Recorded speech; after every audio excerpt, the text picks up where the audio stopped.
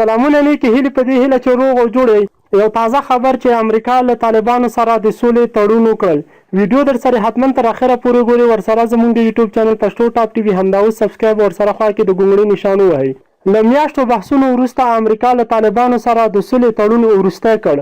ډیلی میل ورځپاڼې ته ځینو سرچینو ویلي چې د دوشنبې ورځې له مذاکراتو وروسته د امریکا او طالبانو تړون وروستی شوی دی. خو په قطر کې ځینې سرچینې وایي چې د تړون اعلان به څو ورځې وروسته هغه وخت وشي چې دا تړون له افغان حکومت سره هم شریک شي او د هغې موافقه هم واخیستل شي. تر اوسه پورې نه امریکایي چارواکو او نه هم طالبانو په رسمي ډول د تړون وروستي کېدل تایید کړي دي.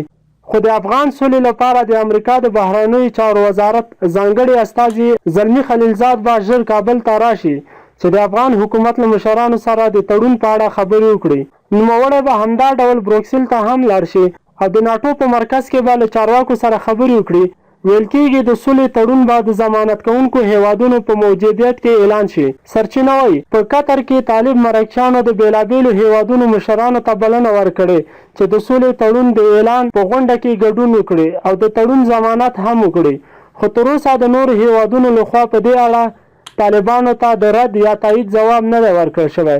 تر دې مخکې د طالبانو د سیاسي دفتر ویان ویلي چې دوی له ملګرو ملتونو د اسلامي هیوادونو له کنفرانس روسیې، چین او د افغانستان له ګاونډي هیوادونو څخه غواړي چې د امریکا او طالبانو ترمنځ د تړون ضمانت وکړي. د معلوماتو له مخې قطر حکومت په دې خاطر ډېرې کوترې هم اخیستې چې د امریکا او طالبانو ترمنځ د سولې تړون په وخت هوا ته خوشي کړي او په دې ډول دا تړون ولمانځي. که څه هم د دې تړون مهمه موضوع له افغانستان څخه د بهرنیانو وتل دي، خو د امریکا ولسمشر ډونالډ ټرمپ د دوشنبې په ورځ ویلي چې دوی له افغانستان څخه د خپلو سرتیرو په ایستلو کې عجله نه کوي.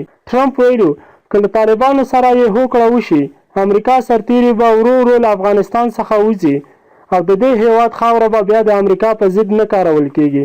دغه ډول زلمی خلیلزاد هم ویلي چې خلک باید له تبلیغاتو ونه ډار شي او دوی به له طالبانو سره له موافقې وروسته هم له افغان پوځونو سره مرسته کوي. نوموړي همدا راز ویلي چې د افغانستان راتلونکی به په بین الافغاني مذاکراتو کې ټاکل کیږي او دوی یې په اړه فیصله نه کوي. تر اوسه افغان حکومت په دې اړه څه نه دي ویلي، خو تر دې مخکې یو شمېر افغان چارواکو ویلي وو چې له طالبانو سره داسې سوله کول غواړي چې د افغانستان د نظام او خلکو عزت پکې خوندي وي. که ویډیو مو خوښه شوه نو حتما در سره لایک او له نورو ملګرو سره مو شیر کړئ.